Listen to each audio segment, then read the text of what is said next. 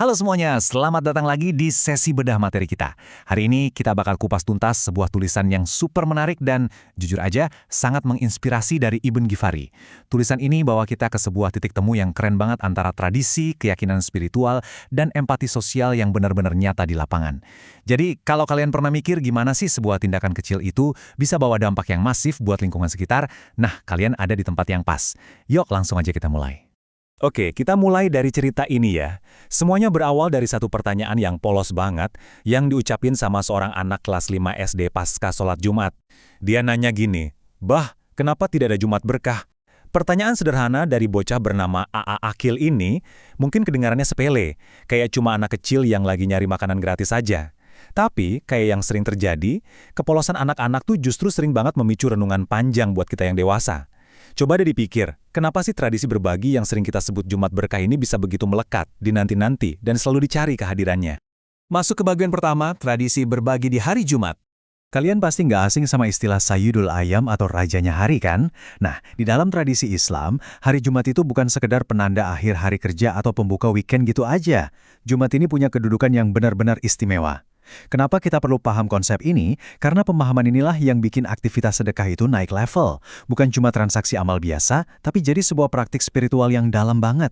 Jadi, sedekah di hari Jumat itu bukan sekedar ngasih sisa uang, melainkan bentuk nyata dari kepedulian sosial yang secara teologis amat sangat dianjurkan dan dijanjikan keberkahannya. Lanjut ke bagian 2. 4 keutamaan Jumat Berkah. Penulisnya ngejelasin dengan rapi banget gimana 4 poin ini bisa nyiimbangin keuntungan dari sisi spiritual maupun psikologis. Pertama, jelas, pahala kebaikannya diyakini bakal berlipat ganda. Kedua, aksi berbagi ini tuh nggak cuma ngebantu orang lain, tapi secara langsung ningkatin iman dan rasa syukur di dalam diri kita yang asih. Terus yang ketiga, hari Jumat itu diyakini punya waktu mustajab, momen-momen spesifik di mana doa kita punya peluang besar banget buat dikabulkan. Dan yang keempat, nah ini yang kayaknya paling relate sama kehidupan modern kita yang serba overthinking, yaitu ketenangan hati. Di artikel ini juga ngutip hadis riwayat Imam Bukhari yang intinya bilang kalau sifat pelit itu malah memicu kegelisahan, sementara sedekah yang ikhlas itu bakal ngasih kelapangan dan kedamaian batin. Masuk akal banget kan? Masuk ke bagian 3, fenomena berislam tapi egois. Nah, poin ini brilian banget buat ngegamarin paradoks yang sering kita temuin. Di satu sisi, ada yang namanya ibadah personal, contohnya ibadah umroh atau haji yang dilakukan berulang-ulang kali oleh satu orang. Sementara di sisi lain, kita punya ibadah sosial kayak ngasih beasiswa pendidikan, ngebangun sekolah, atau hal simpel kayak ngebagiin makanan lewat Jumat Berkah. Artikel ini secara tajam nyorotin kalau sering banget nih ada investasi dana yang gede-gedean yang difokuskan secara eksklusif cuma ke ibadah personal, sampai-sampai kita abai sama potensi perubahan luar biasa yang bisa terjadi kalau kita juga memperhatiin ibadah sosial. Ini ngerangkum kritik tajam dari almarhum KH Sholahuddin Wahid atau yang akrab dipanggil Gus Sholah. Kita lihat pemikiran ini secara objektif berdasarkan teksnya ya. Gus Sholah tuh sama sekali nggak mendiskreditkan ibadah personal. Beliau cuma lagi nge-highlight ketimpangan yang terjadi di masyarakat. Disebutkan di teks kalau banyak kalangan menengah ke atas yang lebih milih berangkat umroh tiap tahun.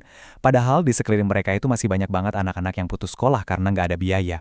Pemikiran ini diangkat murni buat ngajak kita mikir ulang soal prioritas sosial dalam cara kita beragama. Faktanya, biarpun kelas menengah muslim ini tumbuh pesat dan makin mapan secara ekonomi, dana sosial yang terkumpul itu nyatanya belum terlalu menggembirakan. Teks ini dengan tegas bilang kalau sikap cuek terhadap fakir miskin dan yatim piatu itu sebenarnya mempertanyakan kedalaman iman seseorang. Tapi punchline yang paling nonjok tuh ada di insight dari surat Al-Munafikun ayat 10. Penulis mencatat kalau ayat itu ngegambarin harapan terakhir seseorang menjelang kematiannya itu ternyata bukanlah minta waktu tambahan buat ngelakuin ibadah ritual, melainkan minta dibalikin ke dunia sebentar aja, murni cuma buat bisa bersedekah. Ini benar-benar jadi pengingat keras di teks ini, kalau ajaran agama yang sejati itu amat menolak individualisme, dan amat sangat memprioritaskan solidaritas sosial. Lanjut ke bagian 4, ruang perjumpaan tanpa sekat.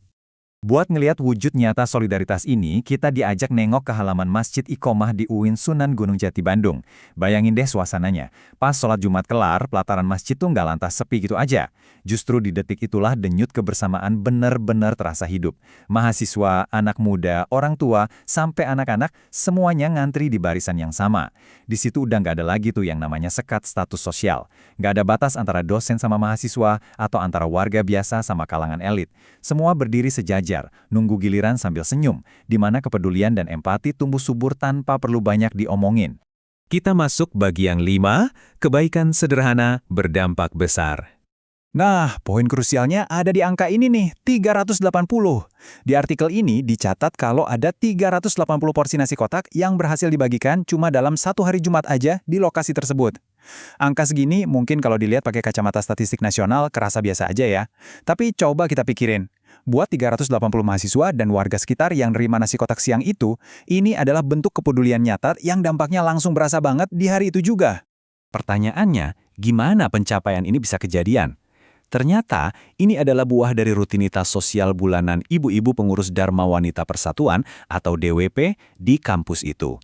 Dan hebatnya, semua ini didanai murni dari hasil patungan kolektif para anggotanya. Di dalam teks hal ini disebut dengan istilah DDU, semacam ekspresi kasih sayang dan kepedulian tulus yang bisa dirasain langsung sama para mahasiswa. Ini sekaligus ngebuktiin satu argumen pondasi dari seluruh artikel ini, bahwa ibadah itu nggak seharusnya berhenti dan selesai pas kita ngelipat sajadah. Ibadah itu menuntut action nyata di luar sana yang sanggup merubah pelataran tempat suci jadi ruang belajar sosial yang benar-benar hidup dan punya makna. Dan di titik inilah semua cerita kita nemuin benang merahnya. Berawal dari pertanyaan kelewat polos seorang anak kecil soal kenapa nggak ada Jumat Berkah di awal tadi, ujung-ujungnya ngebawa kita ke pelajaran mendalam soal solidaritas kolektif di sebuah kampus. Penulis merangkumnya dengan cantik banget, bahwa keberkahan tuh seringnya lahir dari hal-hal yang kelihatannya sederhana. Hal-hal receh, asalkan kita punya niat dan kerelaan buat berbagi. Percaya deh, rezeki selalu nemuin jalannya sendiri buat dibagi-bagi selama ada ruang perjumpaan yang dibangun pakai keikhlasan. Akhirnya kita sampai di ujung bedah materi kita kali ini. Penulis ninggalin satu pertanyaan provokatif yang juga jadi kesimpulan tajam buat kita semua. Sudahkah ibadah kita membawa manfaat bagi sesama? Pertanyaan ini saya balikin ke kalian buat direnungin bareng-bareng. Harapannya, apa yang kita ulas dari tulisan hari ini nggak cuma lewat sebagai deretan fakta aja, tapi benar-benar nge-challenge kita buat mentransformasi pemahaman spiritual personal jadi aksi sosial yang nyata. Terima kasih banyak udah luangin waktu buat ikutan belajar bareng hari ini, dan sampai ketemu lagi di sesi bedah materi seru kita yang selanjutnya.